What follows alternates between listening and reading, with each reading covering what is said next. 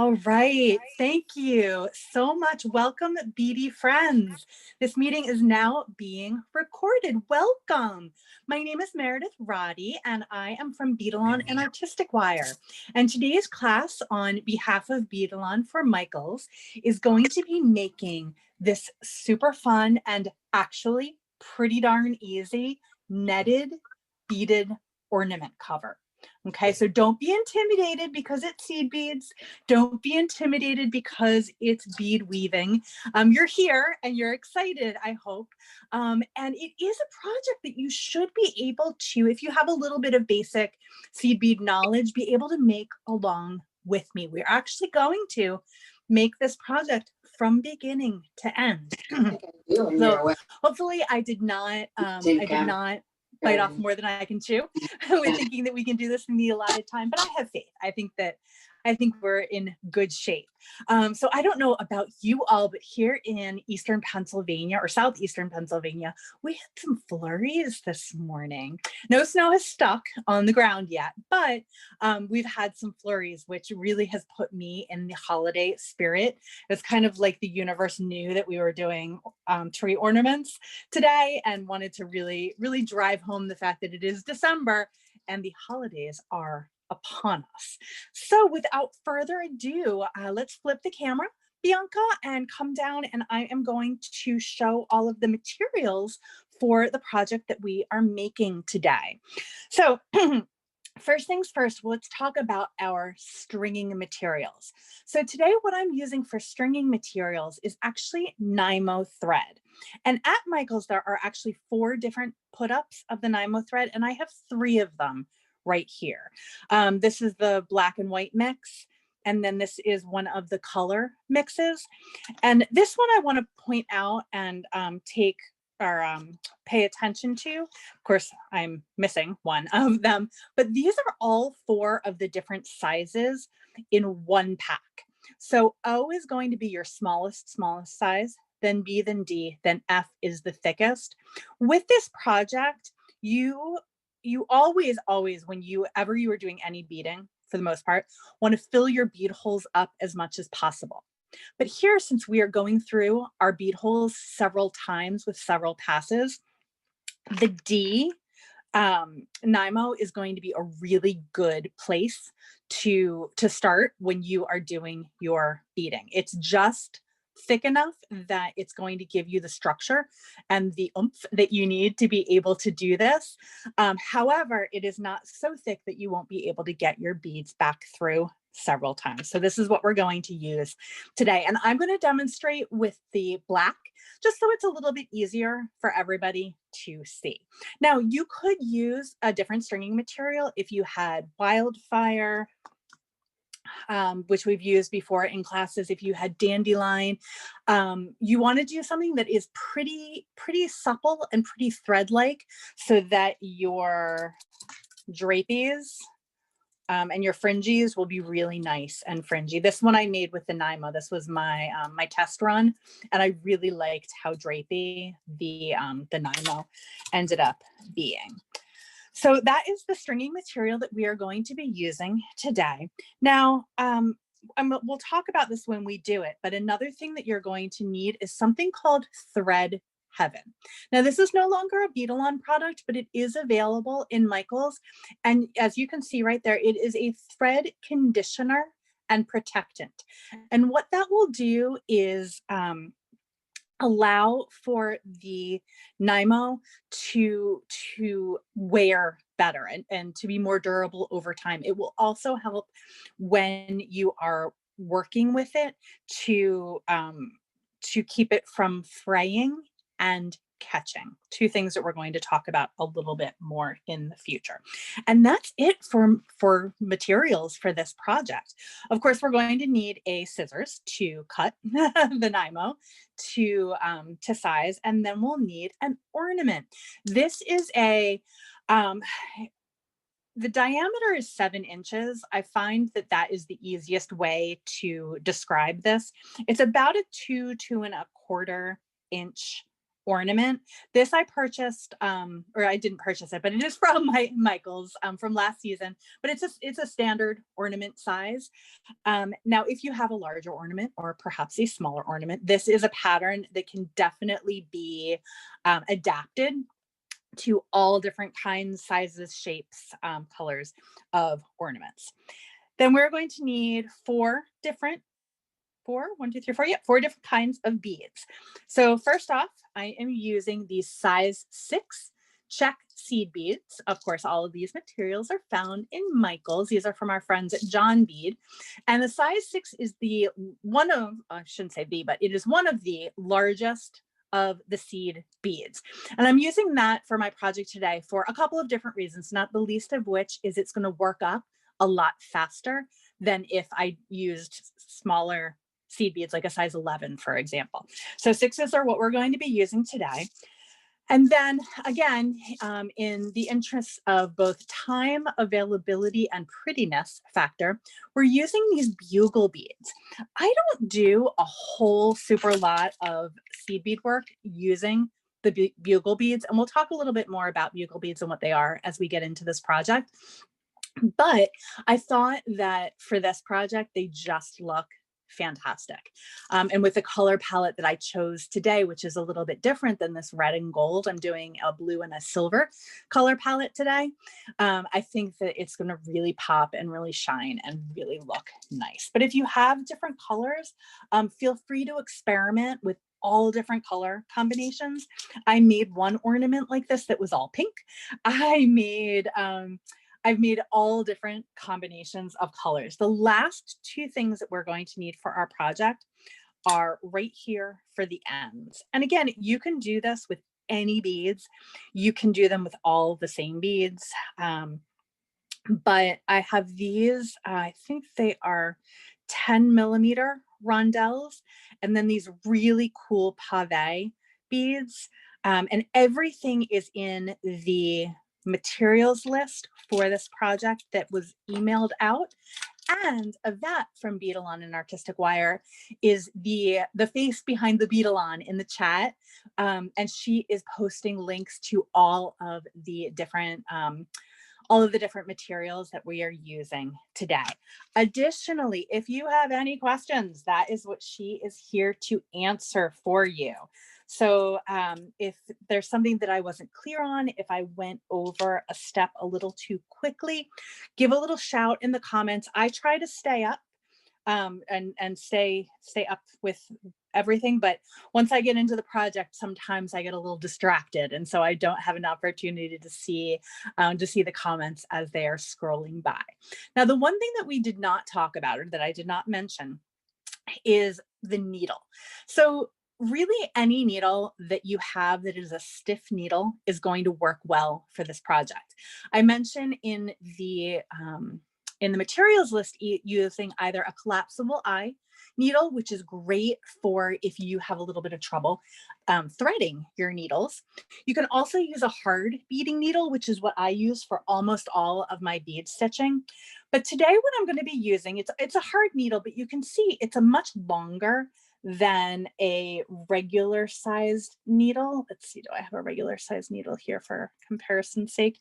And this one is a size 12. So you can see that the 12 is much shorter than this nice long jewel loom needle. And these are available in Michael's as well. And again, just as one of those little tricks of the trade, as I am doing my my working up of this project, it's going to work up a lot faster with a longer needle. So I'm just grabbing from my my little pack here a size D Nymo, and like I had said, it is a thicker Nymo. My fingers are feeling a little fiddly. I'm just going to find the end and pull it out, and I'm going to pull out about 6 feet. This project is worked in 2 different sections. The first section we're going to do is this netted section here. Then we're going to tie off, and we are going to do the fringe. And it looks like, hold on, someone had mentioned that the their camera is not showing the whole screen. You want to make sure that you're looking at the spotlight video, because if you see everybody or if you see more than one little screen there, it's going to be very, very difficult to see what I'm doing. So we're going to work the top here, and then we're going to do the bottom. And you need a little, just a little more than 6 feet. Usually I work with a wingspan, and my wingspan is about 5 feet. So I always add about another foot, and that's just about perfect. So what I'm going to do is I'm going to measure it out for my wingspan. And if you can see me face up, you can see what I'm doing. And I'm just going to do a healthy extra foot just to make sure that as I'm demonstrating that I don't run out. Now, the thing about Nymo is a nylon thread. Get it? Nymo, nylon thread. Yeah, it took me a while to get that, but it's true. It's a nylon thread. And what you need to do is actually give it just a little stretchy stretch. Because if you don't pre-stretch it now, it will stretch on you over time and make saggy spaces in your ornament, or in your beadwork, or in anything that you are doing with the Nymo. You also want to do this stretching if you're using silk. If you are using silk, Nymo, elasticity or Alonga, those are our stretchy materials, or any stretchy material for that matter. So I'm just giving it a gentle tug. I don't want to pull it so hard that I am going to break it, of course, but I want to make sure that it is nice and stretched out. So next thing I'm going to do is I'm just taking the lid off of the thread heaven here, and I'm going to put it right here, hold it with my thumb, and just draw it all the way. And this is a pretty long thread to be working with, but I find that sometimes it makes more sense to work with a shorter length of thread, but oftentimes working with a longer length of thread works well. And so then what I do after I have pulled it through that thread heaven, I just use my draw it through my fingers, so that any extra, or if like a little clumpy or a little chunk, you don't want it to be too much. You want it to be just enough. All right, so now I'm going to come up here and I am going to thread my needle. Now, the other thing that I like about the jewel loom needles is they have a pretty good eye for threading. And I just want to do my little tip for threading a needle before we move on any further. You can see I have just a little tiny bit of the stringing material showing between my thumb and my forefinger. And I'm going to come and I'm just going to, I call it needling the thread. Of course, I did it perfectly the first time, but the second time, not so much. You want to put the needle over that thread and then pull it through. So you're not kind of trying to poke it through the needle. You're holding the thread still and secure in your fingers and then needling the thread. Okay, so now we have our needle threaded, our thread needled, and we're ready to get started, right? Right, yes. Okay, so I am just going to take a nice deep breath and lay out my size 6 Czech seed beads. And this color is Blue Iris. I just think it's a really pretty color. It's like a peacock. And then I'm going to lay out some of these crystal silver lined bugle beads. And we are ready to get started. All right, whew. Deep breath, everyone who's beading along with me. What we are going to do is we are going to pick up one size 6 seed bead and one bugle bead, and we're going to do that 6 times. So let's see just how close down we can get here to my workspace. without A, losing focus, and B, bumping the camera. That's always the challenge. I can get really close, but oftentimes I will end up bumping that camera. Now, what I am doing is I am scooping up these beads. 1, 2, 3, 4, 5, 6. 1, 2, 3, 4, 5. I'm not holding the beads in my hands and trying to pierce them. I'm just scooping it up. That's why using a bead mat is a great idea.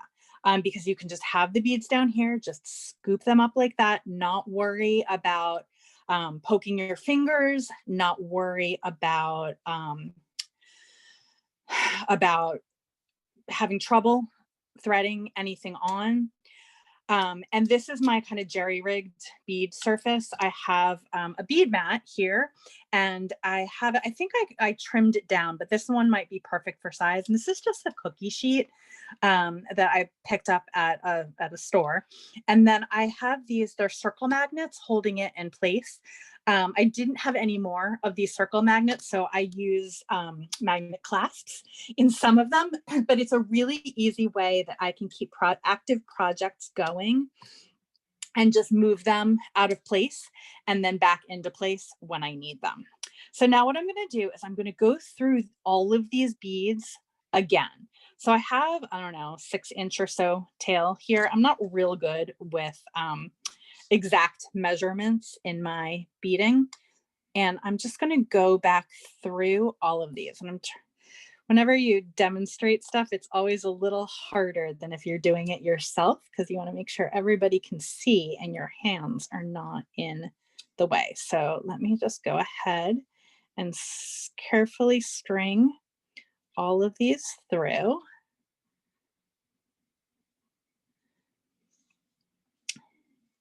And the one thing that you do need to be aware of when you're working with Nymo, that you don't have to worry about as much when you're working with, say, Wildfire or Beadalon bead stringing wire, is you want to make sure that you don't split your thread, because this Nymo is made of many different threads, many different nylon fibers, all threaded together.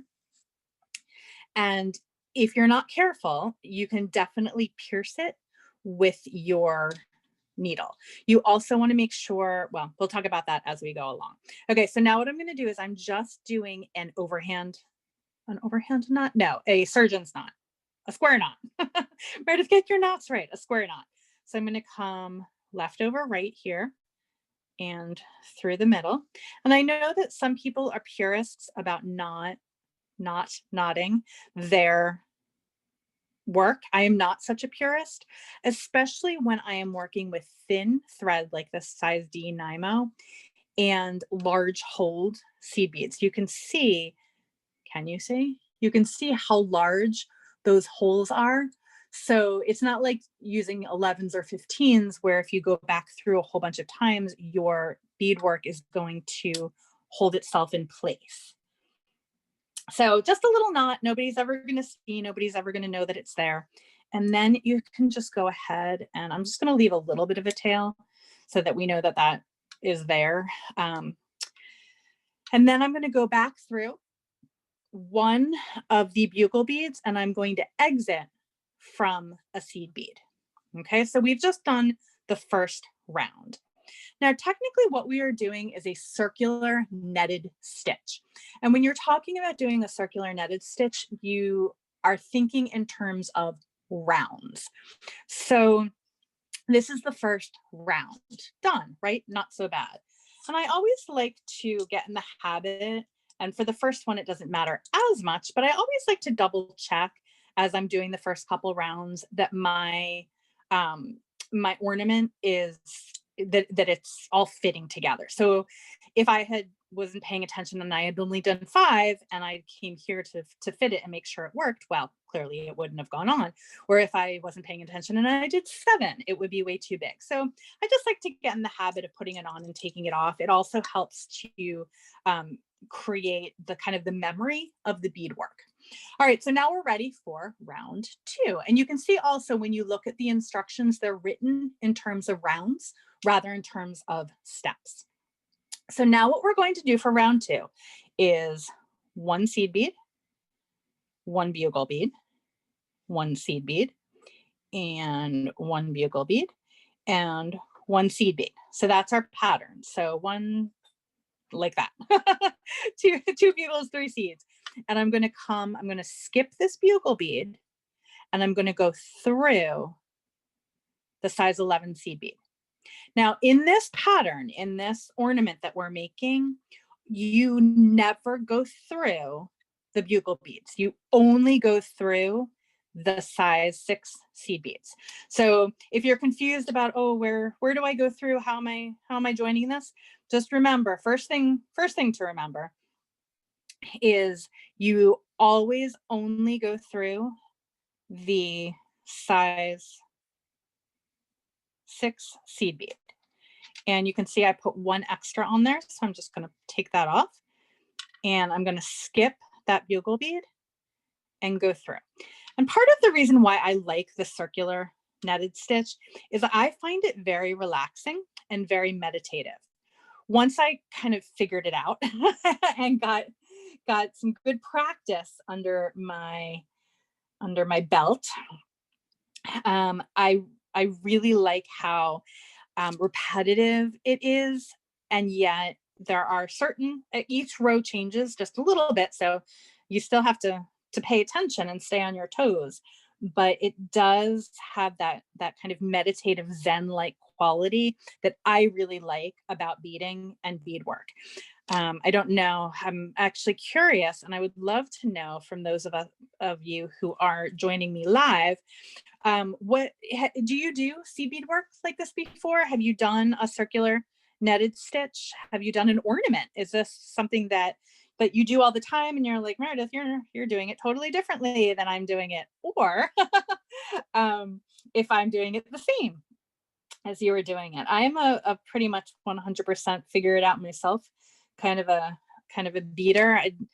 If I'm really stumped or if I'm learning a new technique, then I will look up a way of doing it. But I really like just figuring it all out myself. And it's funny because when I was first kind of going down, when I was exploring the idea of doing beaded ornaments, I thought that they were so complicated and so hard, because when you see photos of them on the internet, on Pinterest, on different places, they look really hard, but once you break it down, not so much. Now, every time I teach a class, I always say that there is one part that is the tricky part. Oops, sorry about that, guys. I'm just trying to get super close so we can talk about this together. And that tricky part is almost always the step up. Okay, so what the step up is the opportunity to replace your, or to place your thread in the right place for the next round. Okay, so that's a lot of words. Let's break it down so we all know what we're talking about. So as we're going around and following the pattern, the next bead that I would be going through is this one right here. So I'm going to do that. And I am going to be done with this round. And just for a very brief moment, we can talk about how fun just this little guy right here is. And you could kind of think of some different ways that you might be able to use this shape in doing different beadwork, but we're going to move on.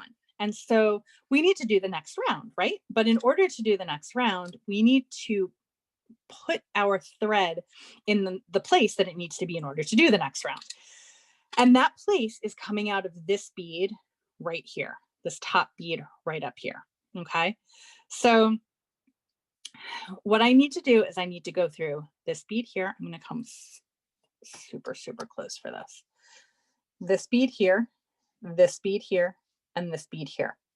Okay, so I'm gonna take my needle, and this is the step up. This one, and this one. And then you'll see once I get there, why you need to do the step up and why that is the step up. I'm gonna keep bumping my camera as much as I can. Okay, so, and I'm even gonna pull it up like this now that I can. So I'm gonna go through this bead, through that bugle, and then through that size 11. And I like to do it in one pass, but I'm gonna not do it in one pass just because it's gonna be easier right here to show this one. Because every time we are doing these rounds, we are adding to this center point here. So on that first round, we made the first center point. On the second round, we used that first center point that we created to go through. And now for each subsequent round, these points are going to be the points of our netting. Okay, so you have to make sure that as you're doing each round, the step up puts you in the place to do your next one. So I started with 6 feet of thread, and you really want to start with at least 6. I gave myself a generous 6 feet because I did not want to run out, because in this kind of a project, it just becomes very fiddly to add thread. You can do it, just knot it on, no problem. But I find that it is very fiddly to do. All right, so now, whew, deep breath, we are on to round 3. So I'm looking at my instructions, and I'm going to pick up 1 size 6, 1 bugle, 3 size 6s, 1, 2, 3, 1 bugle, and 1 size 6. Now, I kind of figured these bead counts out by, oh, it does say 6 inches, not 6 feet in the instructions. I am so sorry.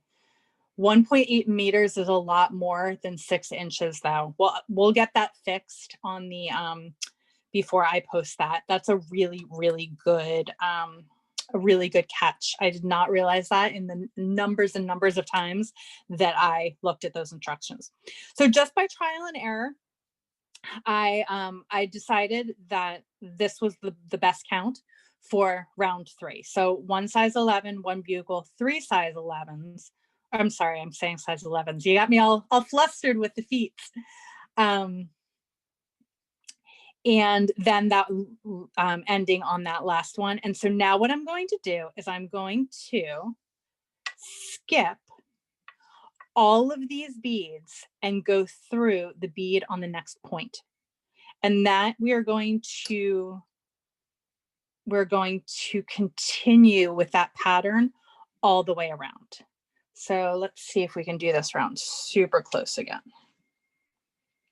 So let's do 1 and 2.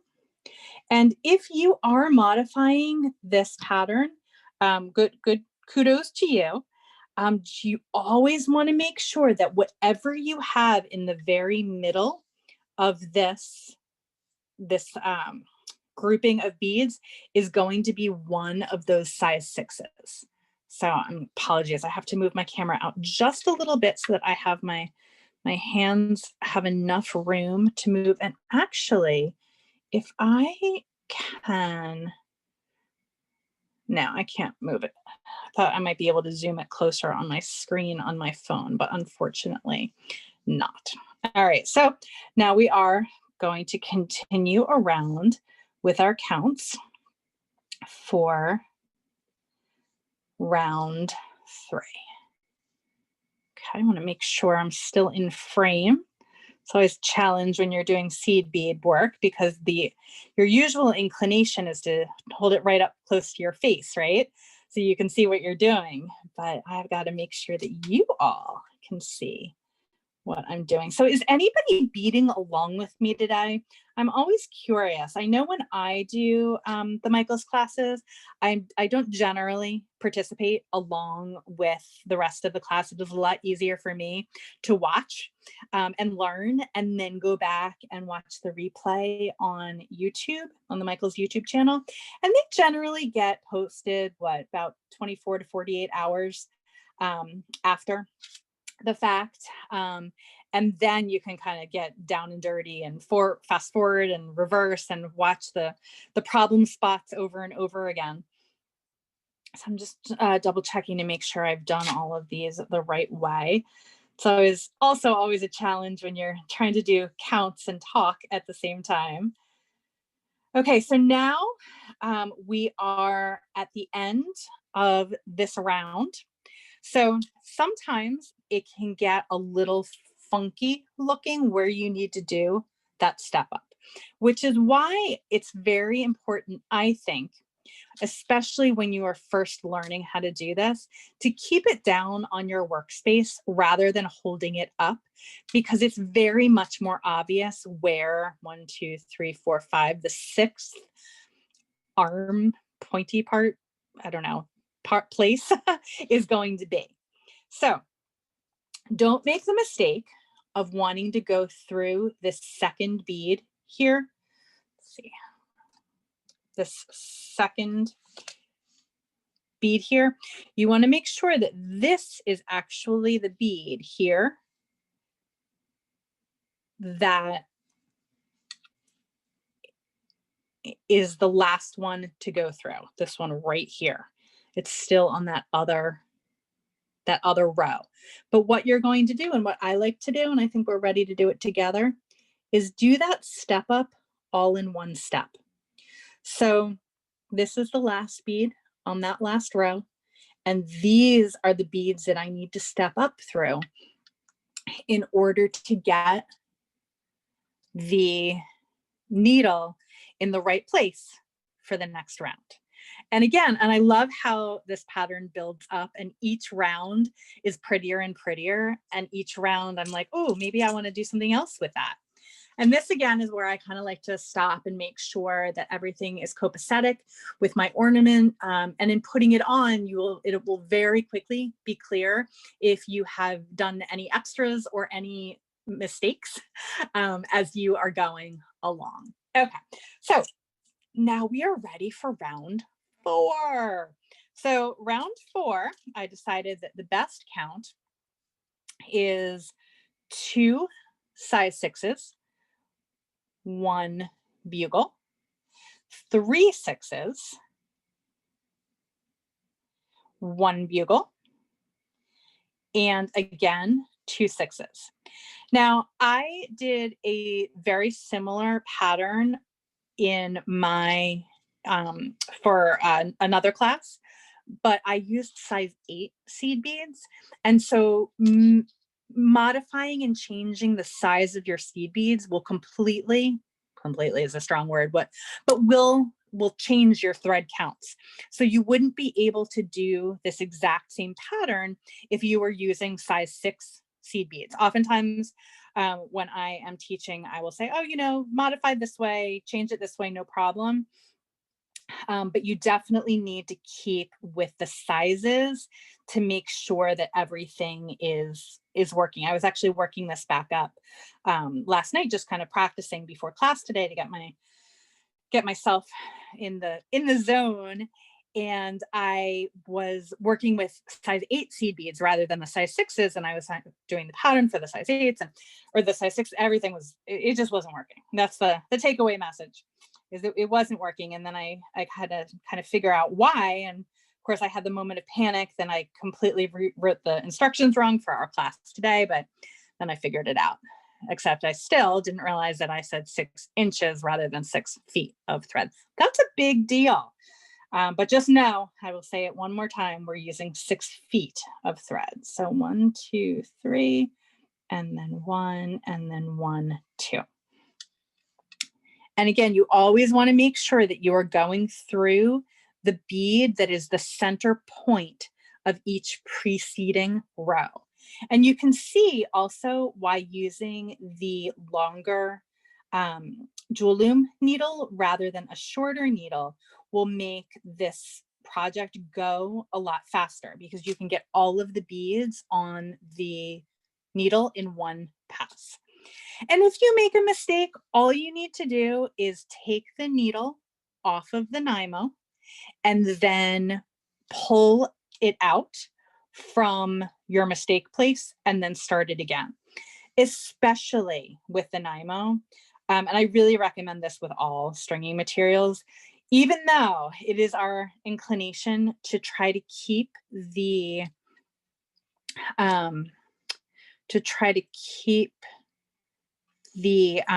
needle on, or just try to keep the thread in the needle. You will be better off in the long run if you de-needle it, because then you don't run the risk of splitting your thread. Okay, so I just did that step up all together, and I need to pull my thread out like that.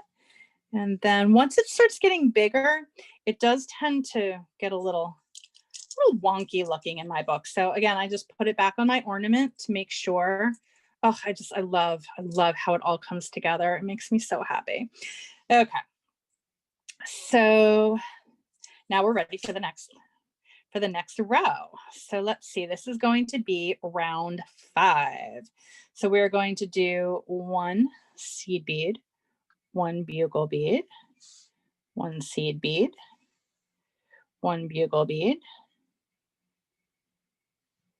1 seed bead, 1 bugle bead, 1 seed bead. I think this is the one where we need 4 bugle beads total and 5 seed beads total. So you can see 1, 2, 3, 4 bugle beads total and 5 seed beads total. And that seed bead is always in the middle, no matter what I do.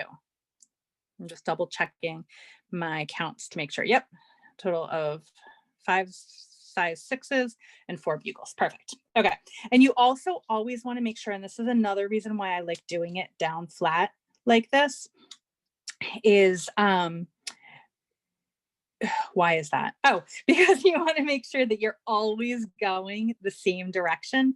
I was watching TV last night while I was practicing, and I several times came back this way, and then it gets all messed up and you have to take the whole row out. No bueno.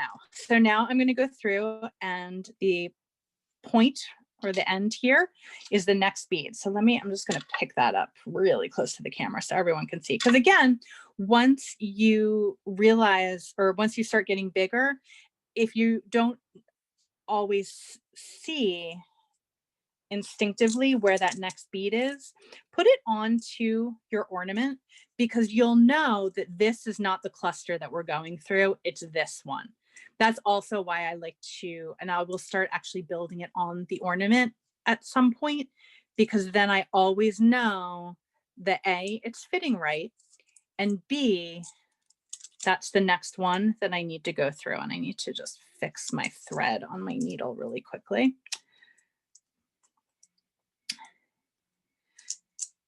So now we do this count all the way around. So you can really see how quickly it's building, but also how fun and pretty it ends up being. All right, so I need to pull out a couple more beads and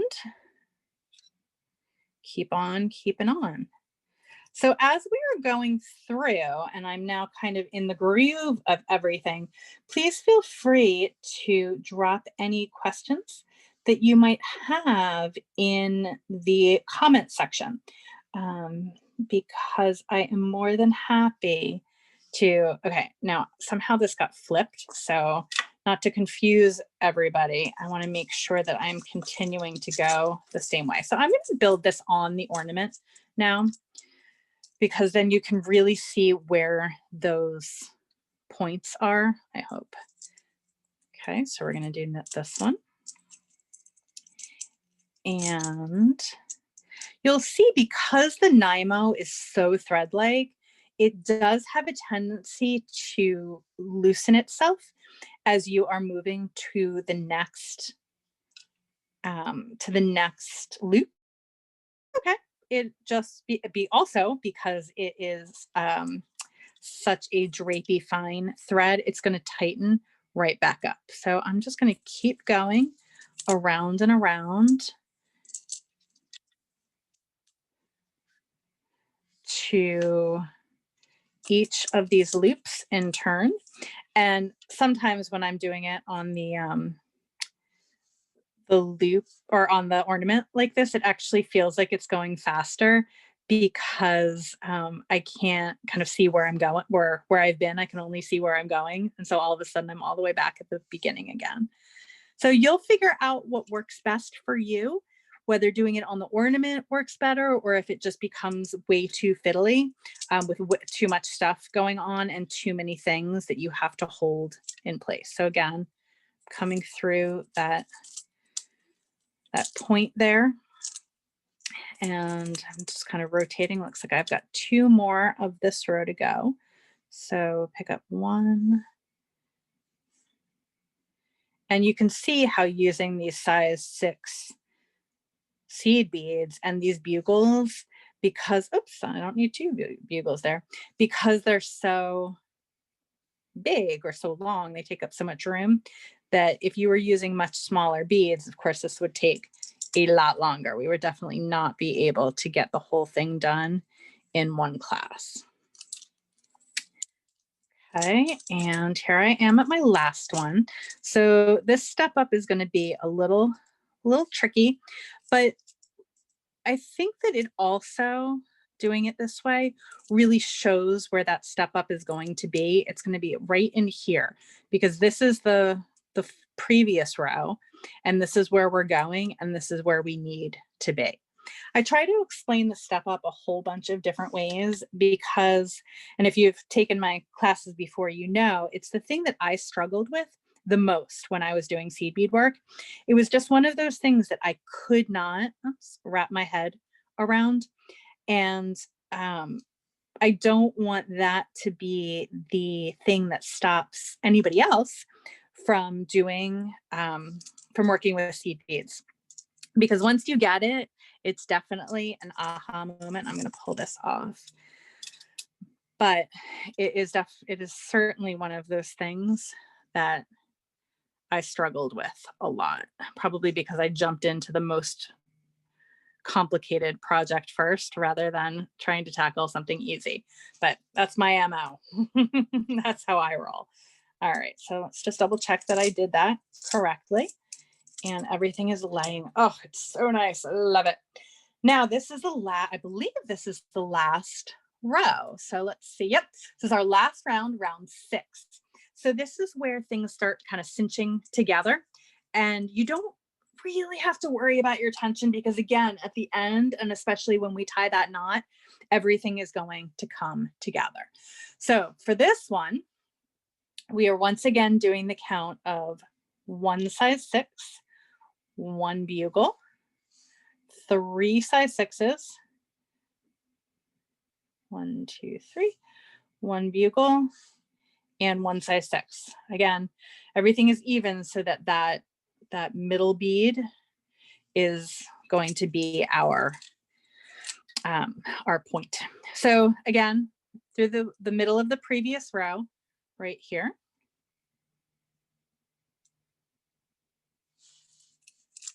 to make the first netting. And this one is going to be it's going to be straighter, because what we're doing now is creating this last row here that we are going to be dangling our fringe off of. And it will eventually be more of a pointed diamond shape.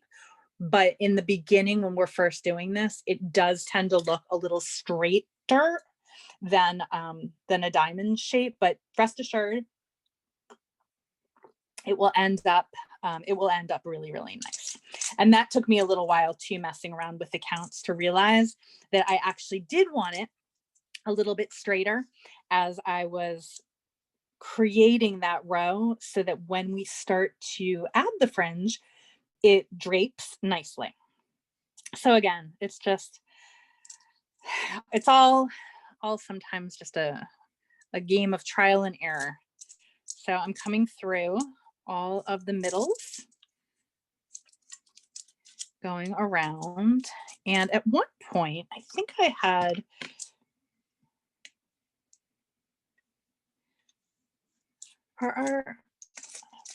see, this is why I should never clean up, because I had something at some point where I was kind of resting. Here, let's see if this works. Oh, it's not bad. I was resting the ornament in something so that I could kind of do this part. The other thing that's great about having these magnets here is they hold your needles in place. So I just use usually just magnetic clasps. This was the first one that I made, and I happen to have these magnets in my junk drawer upstairs. So I love being able to use the things. Oops, I'm totally doing the wrong count. What was my count? 1 seed bead, 1 bugle, 3 seed beads, 1 bugle, 1 seed bead, and come back through the middle here.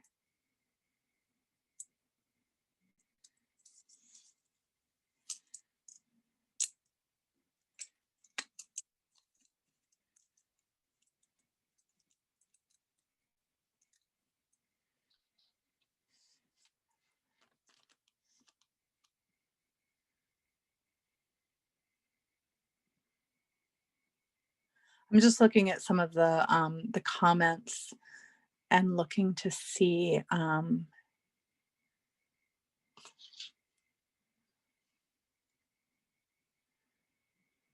you definitely want to do something that's called culling your seed beads, depending on where they're from, who the manufacturer is, and really those are the two things I think. You will have some that are a little bit bigger and some that are a little bit smaller.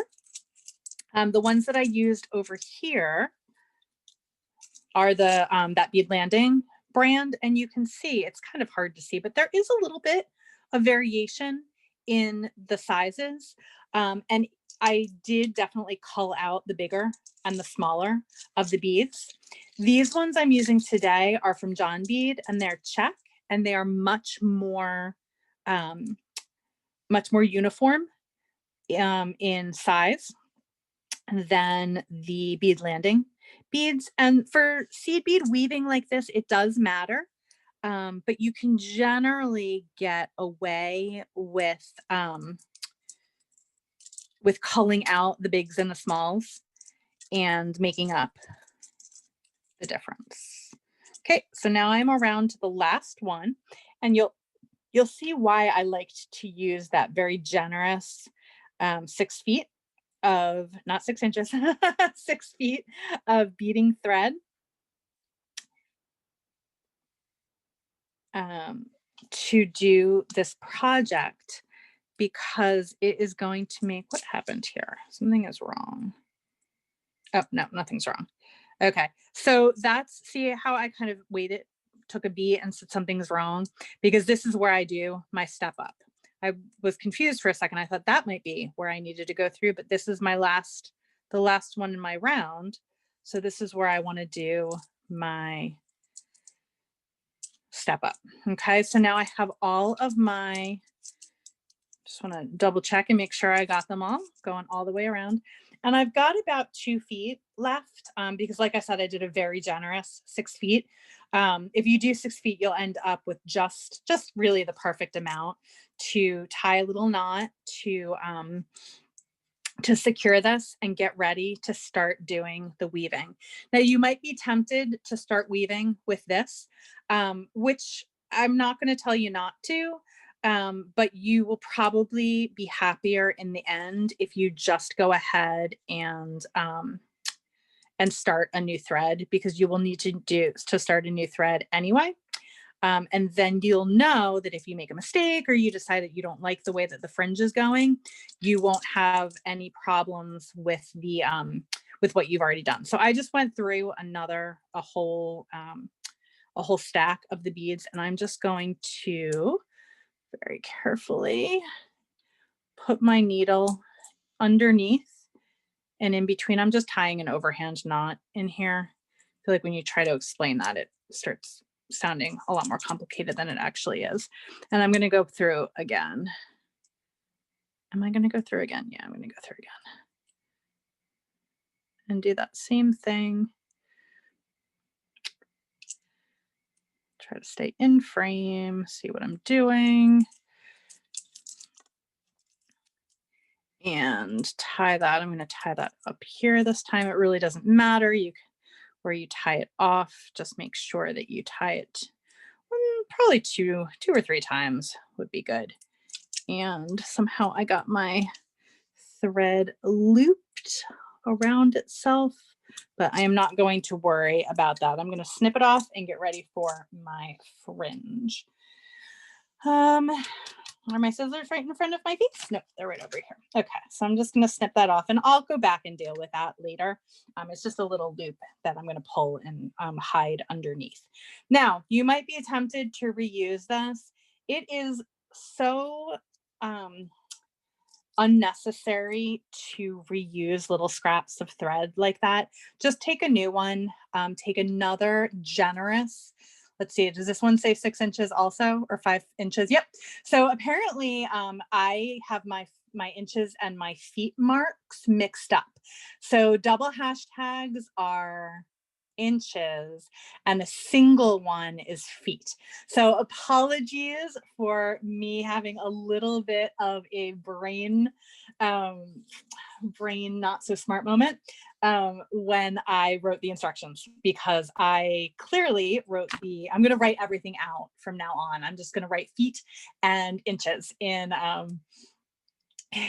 words. So we don't, yeah. Good one, Meredith. All right, so all I'm doing off camera, if you can't see me, is I'm stretching out my Nymo.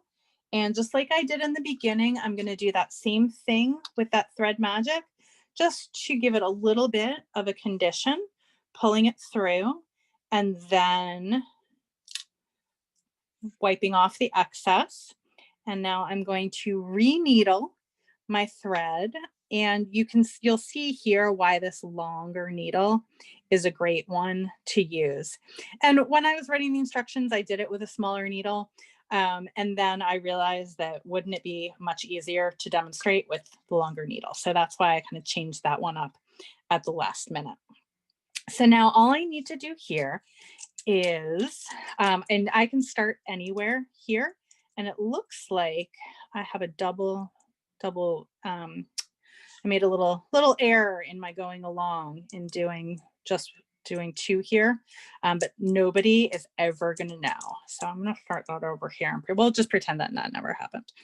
So I'm going to come in here, and I'm going to thread. It doesn't really matter where you start, but you need to be coming out from the middle of one of the clusters of 3 beads.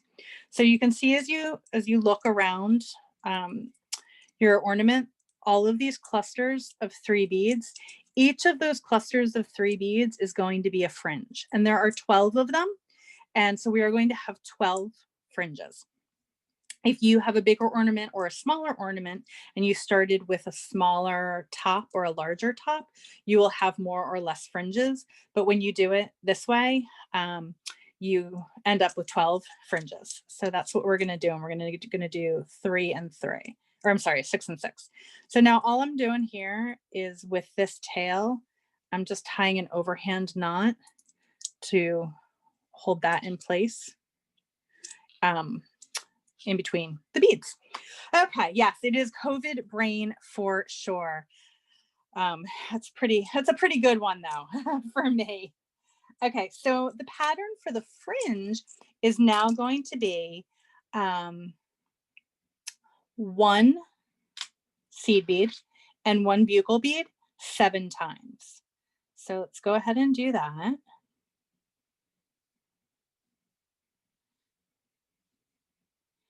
Seven times. So 1, 2, 3, 4, 5, 6.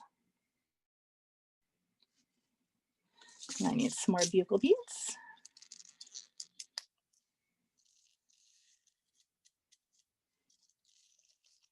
And there are definitely quality differences in all beads, of course, especially seed beads. I often find that with seed beads, you get what you pay for. And you can usually see in the case or in the container whether or not it's a really uniform bead, 1, 2, 3, 4, 5, 6, or not. And sometimes it doesn't matter. or sometimes you want beads that are less uniform than others. But just know when you're going into the project what kind of bead you are looking for. Okay, so let's see. For the fringe, I just want to make sure that I'm doing exactly what I said in the instructions. So now what I'm going to do is I'm going to pick up one of the, I think these are 8mm Czech glass beads, and then 3 of my size 6 beads. And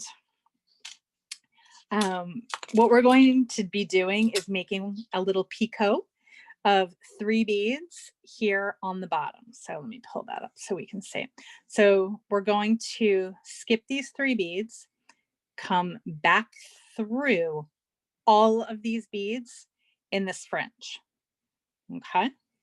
And again, if you're using a smaller needle, it just takes a little bit more time and a couple more ins and outs to do this. And you can also see now that I did that last row, my my netted part of my ornament is really staying on the ornament. I could take it off if I wanted to, but I don't need to. Oops. And one of the challenges I always have with all of the Hazaraya around my bead workspaces, my thread catches on it. Okay, so now this thread is coming out on this side of the bead. What I'm going to do is going through that same bead, but on the other side. So the thread is coming out from this side. I'm going to take my needle back through this side of the bead, and I'm going through all of the beads until the middle bead of the next cluster of 3. And I'm actually going to go through the beads, not just put my needle there. There we go. That time it worked. So I'm coming back around through this bead and then all the way back through.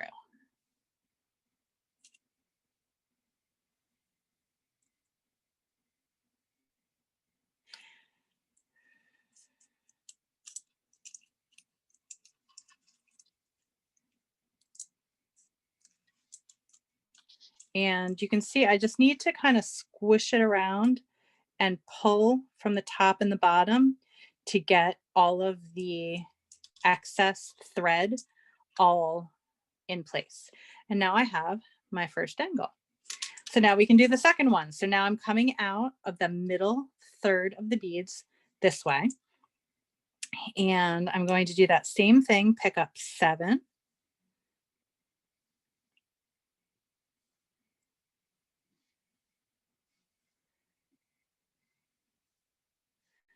Of the seed beads and 7 of the 1, 2, 3, 4, 5, 6, and 7. And now this time I'm going to switch and I'm going to add one of these really fun, really sparkly Pavé glass beads. These are the crystal rhinestone balls, 10mm. You can never have too much bling, and I'm positive that I got these beads for another project. And I'm going to regret having used them in this one, but they spoke to me as I was going through all of my materials today to figure out what I wanted to demonstrate with. So again, those 3 beads that are going to form the picot, and then back through that sparkly bead and all of the rest of the beads. And that is really the, that's going to be our pattern to follow all the way around for the whole rest of the project. Now, once you get down to the fringe, you can really modify this for materials that you have on hand. So if you want to make it totally in tune or matchy-matchy with the rest of your project, like I'm doing, you can certainly do that. But if you want to vary it and do different size seed beads, maybe you don't have enough, or you ran out of this color or this size, you could use size 11s for the fringe. You could use size 15s. Oh my gosh, if you were being crazy. You could use, oh, and see what I did here? I missed this, this one right here. So I need to go back through. So what I'm going to do is I'm taking my needle off and I'm going to pull from where my mistake was, rather than going back through the beads. And if you do that, you will thank me in the long run. Another really important tip, especially when you're using these bugle beads, is the edges of the bugle beads are really, really sharp. So when you're pulling your thread back through, if it happens to go against a bugle bead, be very, very gentle, because if you think about it, it's basically a little piece of very, very sharp glass. And that very, very sharp glass can very, very easily break your bead. So I'm just snipping off a little fringy part on the end. And one of the things I've really been paying attention to is the different ways, different stringing materials, or the different results. So one of the things that you trade off for the drapiness of the Nymo is the fact that it's not as strong as, say, using a wildfire. But if you make these ornaments with wildfire, they actually can be much stiffer. So it's a trade-off. Do you want something that has more drapey, flowy, like the Nymo here on the ends? Or do you want something that is going to be stronger and not prone to splitting and fraying when you go back through it? So I'm going to go ahead and keep going to finish this off, because it's not going to take very long. So if you want to hang out with me, I very much appreciate that. But you can see, you kind of get the general gist of the whole project, start to finish, really, with all of the kind of extra talking, only takes about an hour. So if you think about how long an episode of your favorite TV show takes, you can really create a lot of ornaments in an evening, in a weekend, really, in not very much time. Which again is one of the things that whenever I saw photos of these beaded ornaments, I always thought, gosh, my 1, 2, 3, 4, 5, 6, 7, my I thought that, it would take a really long time to put them together, but it really, really doesn't. And you don't have to keep the same material, the same stringing material for both parts. If you wanted to do the top with wildfire, that would be perfectly reasonable. And then do the fringe with Nymo or with Dandelion, or I think bead stringing wire would be a little bit too stiff. And silk, silk would be pretty. Maybe use Beadalon. It might be a little bit thick. I'm all for purchasing new materials for a project, but I am also all for using what is in my stash so that I can buy new materials for another project. So depending on how you look at it, you're using what you have, and then also having the opportunity to try new things as well. So like all of the past classes that we have done for Michael's, the archives of the classes for us and for all of the other makers who have done amazing tutorials are all on the Michael's YouTube channel. Now they're all organized by the community classroom playlist. And if you have done this project, 1, 2, 3, 4, 5, 6, or you are going to do this project, please go ahead and post it on the socials and tag Beadalon, tag Make It with Beadalon, and then tag Michael's, of course, Make It with Michael's. And if you feel so inclined, follow us on all of the socials as well, both at Beadalon and me too. I always appreciate interacting with everybody when I get a chance. And unfortunately, when you go back and you watch on the aftermath, the chat is not available, which is why I try to kind of note what things, what people are saying as we go along, at least to answer the questions, because that's how I know that I have missed something. I will update the instructions with feet rather than inches, and some different sizes for the seed beads as well. I do sometimes write instructions with one thing in mind, and then the project ends up kind of morphing into something else. But those instructions hopefully will be distributed through Michael's, but they will definitely be on the Beadalon website. So if you haven't had a chance to hang out over there, we've got lots of really good resources for Beadalon products that are in Michael's, and then also other projects as well. So like I said, you are welcome to keep hanging out with me. It looks like people are, so I appreciate that. We're going to be done in just a couple of minutes. And let's see, next week, I'm trying to remember what our project is for next week. Oh, I know what our project is for next week. 1, 2, 3, 4, 5. Oops. And here I'm just going to very carefully go back through these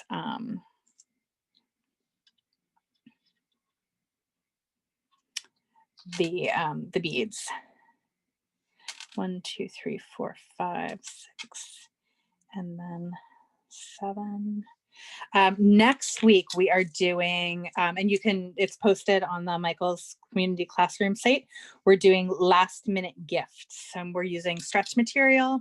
We're going to talk all about stretch material, and it's going to be a good one for right before the holidays. This kind of took the difficulty and the time level up a little bit, but next week we're gonna take it back kind of to the basics, because I bet we'll all be a little bit frazzled and the week before the holidays, and it's better to have simple last minute projects rather than something that's going to take an hour of pretty concentrated concentration. And this is the one where I added that extra bead. So, well, no harm, no foul. Sometimes you make a mistake, and sometimes you make a mistake here where you forget to add your extra bead. So it looks like my brain is kind of shutting down a little bit. So I'm actually going to stop there, because I do need to go back and fix this. I've gone through all of this effort to make this beautiful ornament. I'm not going to continue going around with such a mistake in it. But you can see from here what is going to end up happening, and it will go all the way around and end up being complete. And we will post a photo of this on the Beadalon socials. So definitely check that out. All right, Bianca, I think it's ready. I think people have probably had enough Meredith for a little while. We can take the front camera again. Thank you all for hanging out with me for all of this time. Let me give you the front view of the ornament so you can really see kind of what we did today, and then where that fringe will end up going as we go around. Don't look at the one where I stopped. I missed the bead. I love that people love hanging out with me. You never know when you're teaching things if people are interested or if not. So I'm definitely very grateful for that. So on behalf of Beadalon and Artistic Wire, and on behalf of Michaels, again, thank you everybody for participating with me today.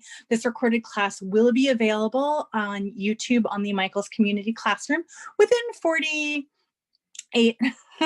24 to 48 hours. And yes, I think that these would be fantastic earrings. I think we could make them a little bit smaller for earrings, but you know what? My motto, go big or go home. So I want to wish everybody a very happy Hanukkah. That starts tomorrow night if you're watching me live. So happy Hanukkah to those of you who celebrate that holiday. And I will see you all hopefully before Christmas. So I will wait to wish a very happy and Merry Christmas to you then. And for anything and everything that you celebrate, I wish everybody the very, very best. And thank you again for hanging out with me. Hugs to everybody. And until next time, happy beading.